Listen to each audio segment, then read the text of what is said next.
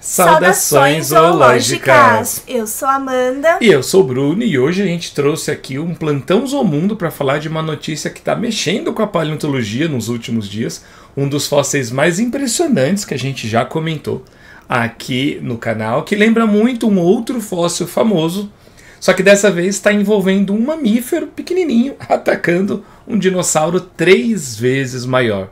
Então por que ele está atacando? O que está acontecendo nesse fóssil? Onde ele foi encontrado? E será que ele é real ou não? É o que Tem umas polêmicas aí. Algumas. Então é o que a gente vai tentar responder nesse vídeo. E é bom, todo mundo sabe que a Era Mesozoica, ela é conhecida como a Era dos Dinossauros.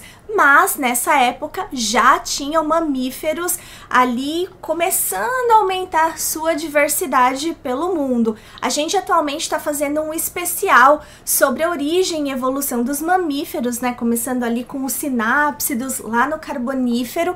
E lá no meio, mais ou menos nos episódios da metade do especial, a gente comenta do surgimento do grupo, né? Mamíferos mesmo, grupo Mammaliformes, lá na Era Mesozoica, e a gente comenta justamente essa questão de que eles estavam se diversificando. Apesar da maioria ainda ter aquela carinha e hábitos de musaranho, como o próprio Pirula sempre diz, mas muitos já estavam tomando rumos ali diferentes, tanto de nicho como de formas mesmo. Então a gente tinha Castorocauda, um dos mais legais, com esse hábito aquático. A gente tinha arborícolas, mamíferos arborícolas, mamíferos que se enterravam. Então eles já estavam realmente ampliando sua diversidade. Pois é, e aí você tem agora esse fóssil desse mamífero predando um bicho muito maior do que ele. Mas que bicho é que ele está atacando ali? É um psitacossauro, um dos dinossauros mais conhecidos da paleontologia. São conhecidos dezenas de fósseis desse dinossauro, alguns no estado de preservação que você fala, não, China, pra quê? Para, chega.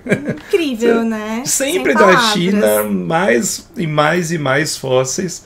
Esse aqui é um exemplo, dá uma olhada aqui nos filamentos que a gente consegue observar na cauda, assim, impressionantes. Esse penas, né? Com os filamentos de penas, exatamente. E esse é um fóssil que você consegue ver o outline do bicho. Você consegue ver a cobertura de tecido mole que ele tinha em volta do corpo. Esse ficou famoso porque ele preserva, inclusive, a cloaca do animal, né? O vulgo toba do dinossauro. Está aqui preservado. Então a gente consegue saber a coloração desse dinossauro com base em pigmentos preservados. A gente consegue saber até agora como era a pele, alguns tecidos moles desse dinossauro.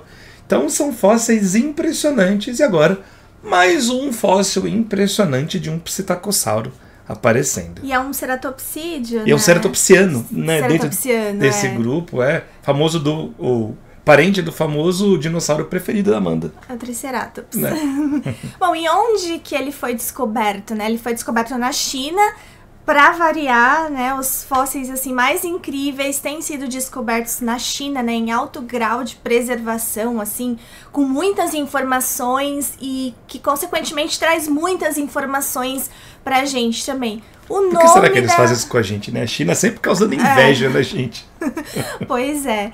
E o nome dessa formação, como que é mesmo? Formação Ixian.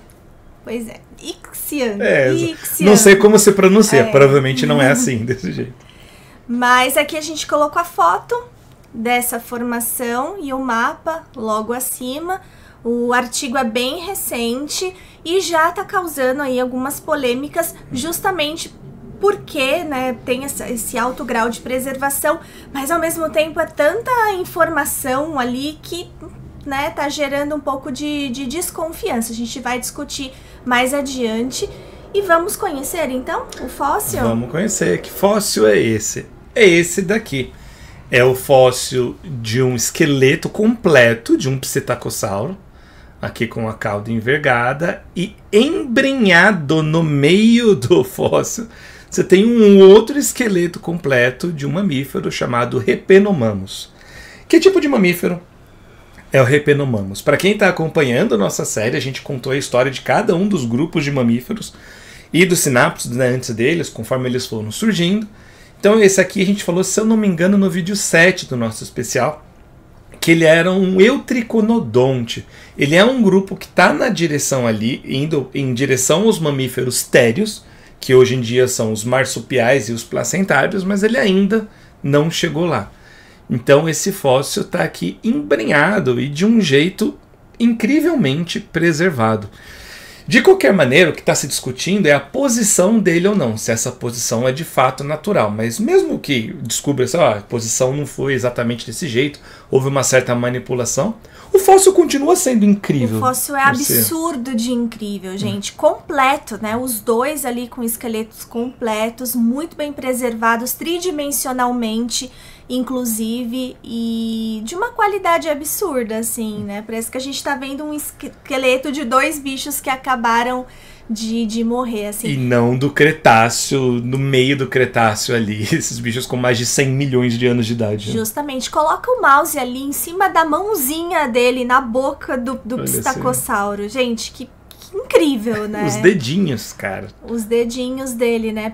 Segurando a boca dele, assim. E o fato de você ter pontinhas de dedo aqui significa que o soterramento foi muito rápido. Porque normalmente, o que a gente perde durante a fossilização são as pontas. Ponta do dedo, ponta do rabo do bicho. Porque conforme o animal morre e começa a apodrecer, esses ossinhos menorzinhos, com menos conexões de tecido mole, são os primeiros a se soltar e aí acabam saindo perdidos. E o que aconteceu nesse caso? Para ter esse incrível nível de preservação, estudando esse material, os cientistas descobriram que ele está revestido por um tipo de sedimento que é oriundo de erupções vulcânicas. De cinzas vulcânicas. De cinzas vulcânicas.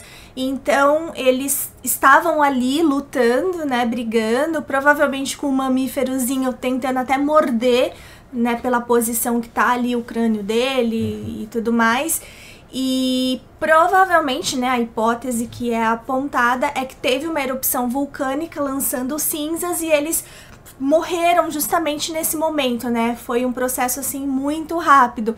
E se vocês acham que é absurdo esse tipo de coisa, a gente tem um outro caso famoso, mas na arqueologia, né? A gente tem o caso ali de Pompeia. Pompeia, mesmo. O caso de Pompeia, ali do vulcão, o Monte Vesúvio, né? Exatamente. Que entrou em erupção e muitas pessoas foram mumificadas. Em posições naturais. Do jeito que elas estavam, pessoas que estavam dormindo. E você tem hoje, né, essas múmias, né, das pessoas nessas posições. Porque antes fala, nossa, a pessoa não fez nada enquanto a cinza foi cobrindo ela. Na verdade, ela foi envenenada antes, provavelmente. Intoxicada, né? Intoxicada por gases tóxicos que muitas vezes são inodoros. E aí você não percebe. Começa a ficar sonolento, morre na posição que você tá.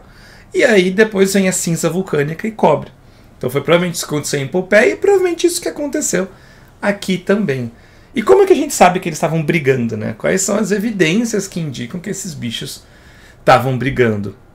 A posição de alguns ossos. Então você tem, por exemplo, a boca do animal aqui mordendo parte do tórax do dinossauro. Então aqui realmente com os dentinhos meio cravados aqui.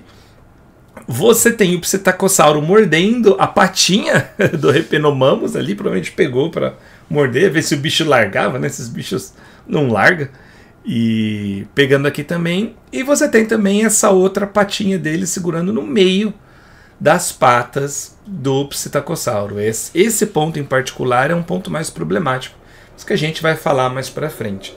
Mas de qualquer jeito, olhando isso daqui, é impossível não lembrar de um outro fóssil bem famoso também na paleontologia.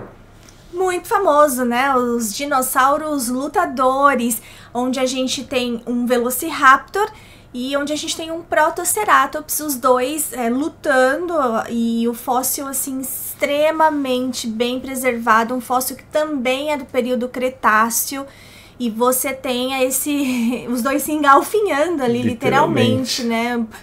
O Velociraptor cravando suas garras, e no Protoceratops, e ele tentando se defender ali, mordendo. Então, os dois foram fossilizados nessa posição, lutando. É um fóssil incrível, super famoso. E até então, acho que era o fóssil mais famoso, né? De luta, assim. Justamente porque é raro. A gente sempre fala aqui que fóssil é uma coisa rara, né? As condições para formar um fóssil e tudo mais. A gente falou isso, inclusive, no Zoomundo Responde passado, né? Falou. A gente comentou sobre essas dificuldades. E ainda mais preservar assim, um fóssil em movimento, né? Que representando ali uma luta. Então é um caso raro e agora a gente tem um outro caso raro. Um outro caso raro acontecendo também. E aí uma suspeita que ficou, muita gente falou, nossa, mas um mamífero desse tamanho atacar um dinossauro 3 vezes maior, totalmente crescida? Pois é, não é o primeiro caso reportado. A gente tem mamíferos pequenininhos hoje em dia que atacam bichos muito maiores do que ele. Os 2 exemplos que a gente trouxe aqui são de mustelídeos. Então você tem o caso das doninhas, por exemplo, que elas são bichos muito fofinhos, bonitinhos, mas eita bicho do capeta, né? Ele ataca, vai muito rápido e vai dando várias mordidas assim. E elas são capazes de atacar coelhos e lebres, por exemplo, 3, 4 vezes maior do que elas. E conseguem abater para depois predar. E o outro caso é de um dos mamíferos mais agressivos que existem, que é o glutão. Ou como ele é chamado em inglês, Wolverine. Inclusive, né, o herói Wolverine é baseado nesse animal, embora o animal não tenha garras tão grandes quanto o X-Men. Mas ele é bem parrudinho, Mas né? ele é bem parrudinho, bravo igual. É. E ele já foi reportado também dele conseguir abater cervídeos maiores do que ele, até mesmo em alguns casos alces pequenos também. Então, é um bicho, né, de 1 metro, talvez, assim, 1 metro e pouquinho, não lembro exatamente quanto, mas abatendo um pequeno alce. É muito impressionante. Ou seja, faz sentido aquele mamíferozinho ali do Cretáceo está atacando. Tá atacando ali. O pistacossauro. Junto com a posição dos ossos, né? Também uma boa evidência.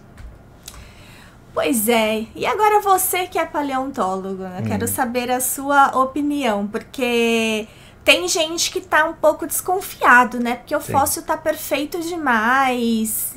Enfim, tem essa polêmica aí. Então eu queria que você comentasse acerca disso. O que você acha? Pois é um problema mesmo isso. Aqui a gente separou uma imagem que é do blog Terópoda, que é de um paleontólogo, é o André Cal.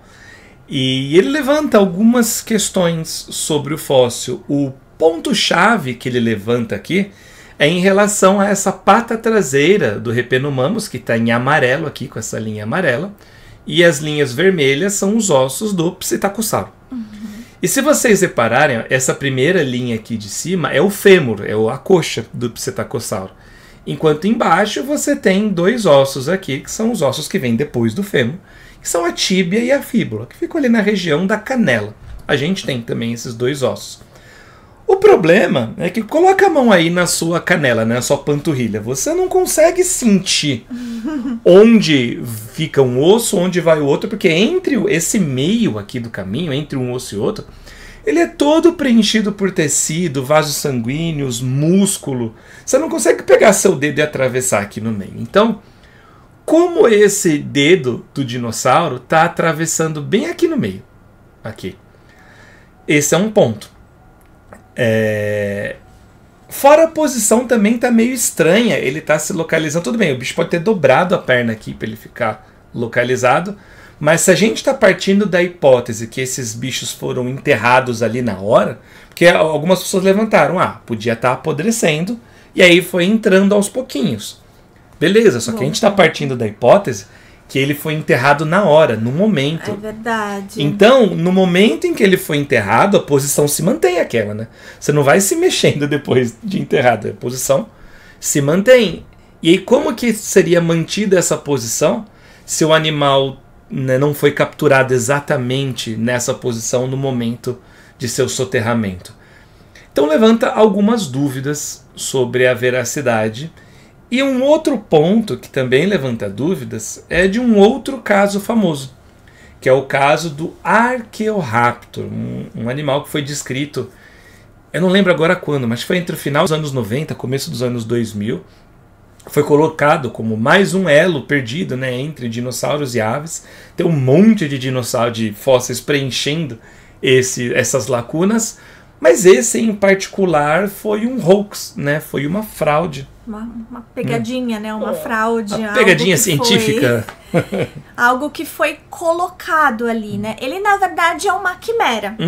Então, existe o fóssil, né? O fóssil tá ali, mas algumas partes não pertencem a esse bicho. Pertencem a outros bichos. É um Frankenstein. É um Frankenstein, né? Então, foi feito ali uma colagem ali de ossos de outros bichos e, enfim, é uma quimera, um Frankenstein. E já no momento da sua descoberta, até um pouquinho antes, quando o fóssil começou a ficar conhecido em congressos acadêmicos e tal, alguns paleontólogos já levantaram dúvidas sobre o Archaeoraptor. Um deles foi o Phil Currie, que é um paleontólogo muito famoso lá do Canadá, e ele reparou que o pé do dinossauro ele é perfeitamente espelhado. Então ele é certinho de um lado para o outro. Então a chance de você morrer e todos os seus ossos virarem exatamente para o mesmo lado, só que espelhados, é muito baixa. Então a suspeita era de que quando você fossiliza, você tem um sanduíche de ossos, né? Então os ossos ficam aqui no meio e você tem um sanduíche. Então normalmente você quebra isso aqui e sai em duas partes. Uma é o molde e a outra é o contramolde. Então, se você tirar uma e coloca do lado da outra, fica exatamente assim, fica espelhado. Você pegou daqui, removeu e trouxe para cá. E aí, pouco tempo depois da publicação, esse animal foi publicado, normal, mas pouco tempo depois da publicação, um grupo de pesquisadores decidiu pegar o fóssil e fazer uma tomografia, fazer um escaneamento dele. E aí eles descobriram que, na verdade, não era só o pé, e sim várias outras partes do dinossauro tinham sido coladas. Porque aí na tomografia você consegue perceber quando tem uma cola, uma outra coisa. Exatamente, porque materiais diferentes têm densidades diferentes. E durante as tomografias computadorizadas, como é uma série, são séries de imagens, então a gente consegue depois, mexendo nos dados, identificar densidades diferentes. E aí, no caso, eles verificaram que, tipo, tudo era diferente, né? De um lugar era uma densidade, do outro era o outro, do outro era o outro. Então eles conseguiram identificar facilmente que era realmente uma pegadinha, né? Que tinha sido manipulado. E por que alguém faria isso, né? A gente pensa, nossa, os paleontólogos tentando fazer isso, né? Só para falar, olha, minha descoberta é mais importante. Não, não é isso. Por que acontece isso? Porque esse fóssil foi provavelmente comprado. Foi comercializado de algum jeito. E esse é um dos principais problemas da comercialização de fósseis. Quando você tem um fóssil e você pode vender, normalmente quanto mais complexo o fóssil e quanto mais completo é o fóssil, mais dinheiro ele vale. Então os dealers, que são aqueles que compram e vendem fósseis, eles pegam um fóssil. Digamos que ele venderia esse fóssil que é só essa parte de cima. Essa parte amarela e vermelha aqui de cima é um bicho só. Digamos que essa daqui ele venderia por $5.000, só ela. Mas se ele tivesse um esqueleto completo desse bicho, com muito mais informação, ele poderia vender por, sei lá, $15.000 talvez. Então aí ele vai lá, pega pedacinhos de outros bichos e junta tudo para vender mais caro. E isso é feito de uma maneira tão boa, tão precisa, que se você não utiliza a tecnologia como tomografia computadorizada, você não consegue distinguir facilmente, mesmo você sendo um paleontólogo. Vídeo que os paleontólogos chegaram a publicar esse material aqui. Sim. E a gente fala bastante de tomografia computadorizada por aqui, né? É uma técnica que tanto eu como o Bruno, a gente trabalha com ela. É muito bacana. E no caso desse fóssil agora, desse fóssil super impressionante, foi feito tomografia? Não foi feito. E aí é um detalhe que muitos paleontólogos estão chamando a atenção. Porque se você faz uma tomografia e dá uma olhada nessa variação de densidade, você consegue saber, por exemplo, se de repente alguns ossos daqui eles foram desconectados e colados posteriormente. Isso deixa marcas que o nosso olho pode não ver, mas que na tomografia você vai conseguir ver de densidades diferentes, se ele foi rearranjado depois. Então, para você poder dizer com certeza que tudo que os pesquisadores afirmaram é isso mesmo, vai ter que fazer a tomografia. O material é grande, deve dar uns... Tá vendo aqui essa escalinha que aparece aqui? é de 10 centímetros. Então o material deve ter meio metro, uns 60 centímetros talvez. Tem que ser num tomógrafo humano, provavelmente, que é grande o suficiente. A gente está acostumado a usar microtomógrafo, né? Mas para esse bloco todo tem que ser um tomógrafo humano, que médico, a gente usa mesmo, né? Para fazer tomografia e tal. Então tem que botar o fóssil lá, o bloco, para fazer a tomografia, né? Num hospital, numa clínica e ver o que acontece. Porque o que pode acontecer, e é o que eu acho que aconteceu de fato, é que esses dois esqueletos estão de fato associados.